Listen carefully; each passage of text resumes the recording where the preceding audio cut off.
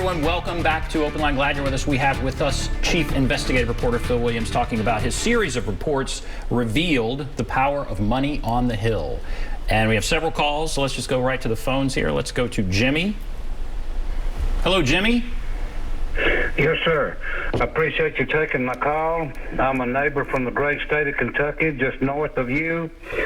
And it seems like with all of our great technology today, that we should be able to root out the bad people doing jobs.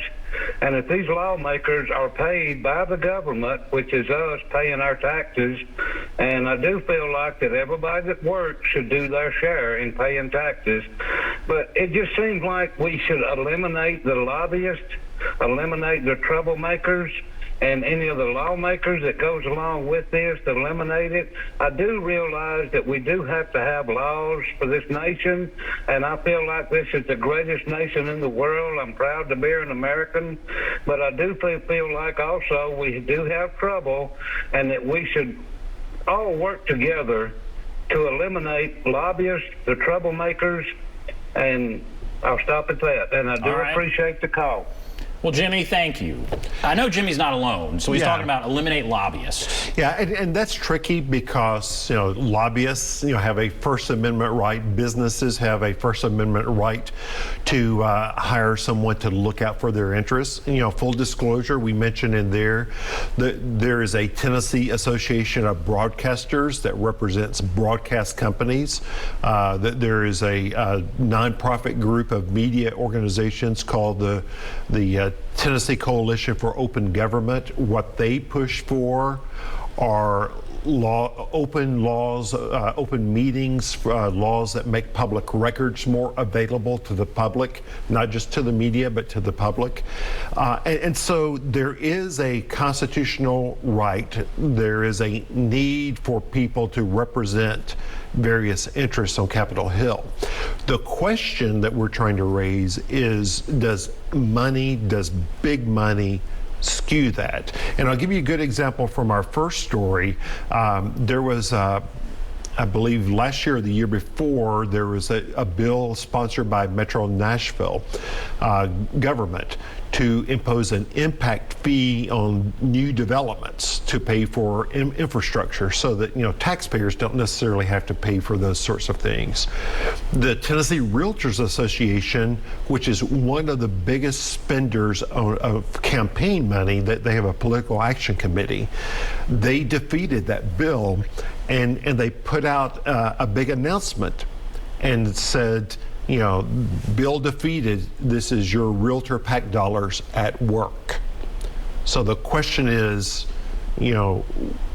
should money have that kind of influence? The initial thought by some might be, let's get rid of lobbyists. The reality is, it's the money. And that's kind of what you're getting at. It's the money that is in the system. What is it getting? Who is spending that money and who can't spend that money? It was fascinating to hear Lieutenant Governor McNally say, again, he said, I hope they're not expecting anything, but he said, it's not quid pro quo.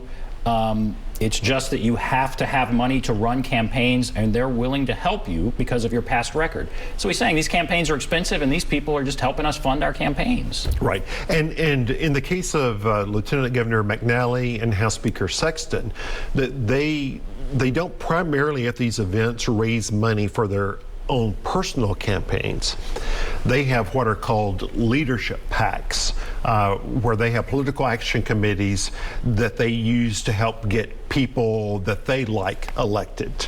And so this is raising money to help them stay in power, which just gives them more power, because they can say, right, I'll give you money to your campaign if you help me out with this, probably, right? And exactly. It's just more power fascinating. All right, Jimmy, you're not alone with that, but I think it's more about the money. Let's go to Mike. Oh, wait. Actually, we're going to go to Taylor. Mike, I'll go to you next. Taylor, are you there? Phil, good evening to both of you. Great report, Phil, as usual, I might say. Thank you. I worked for the state for a while, and although never did any lobbying, but I sure was around a lot of them. I might point out Of course, this is not the only day of fundraising.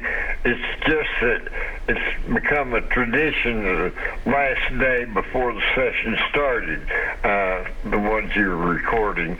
But there's also plenty of others prior to that takes place with committee chairmen of all the different committees. They always wind up with a whole lot more in donation than any of the members of the committee. And then I'll go back to the three top people you talked about.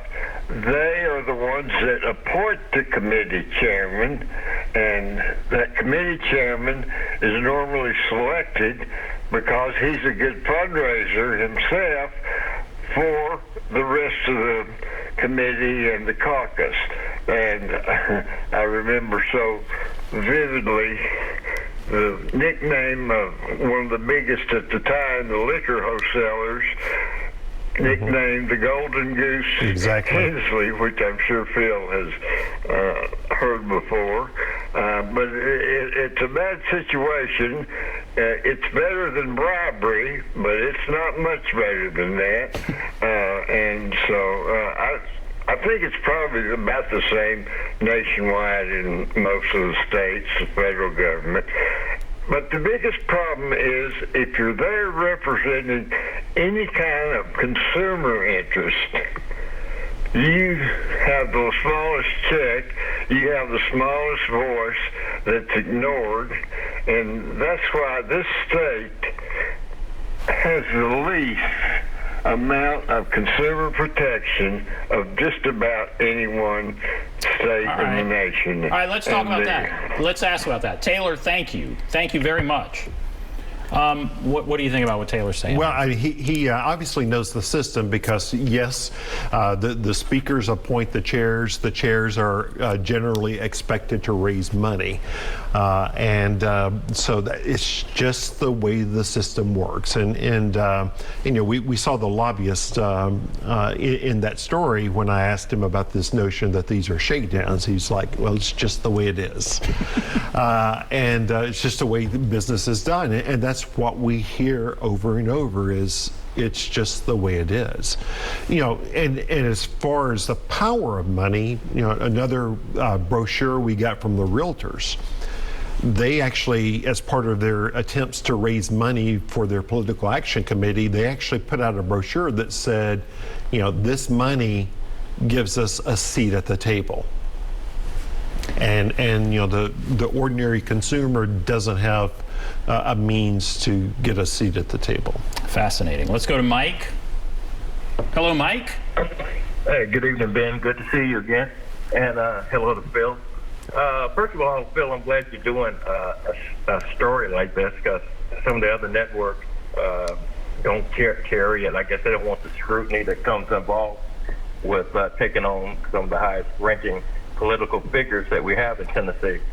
But one of the things that I have a problem with, everybody has the right to advocate for a certain cause or something that they think would be beneficial to themselves or to the community. When money comes into play, that's when it becomes dicey. And one of the things when you have industries like core civic, private prison, which can dictate where the person is arrested, taken in for the first time, and now has a record, because the more people they incarcerate at core civic, the more money that they make on Wall Street.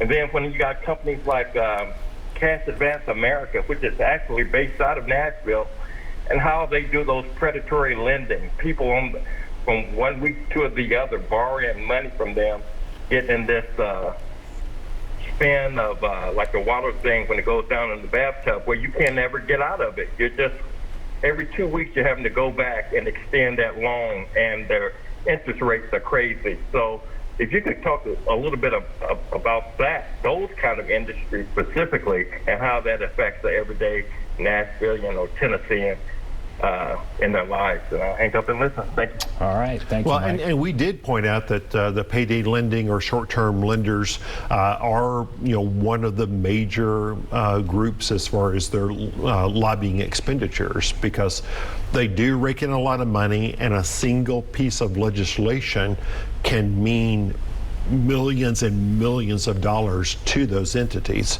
So, yeah, there's a good reason they spend a lot of money on Capitol Hill.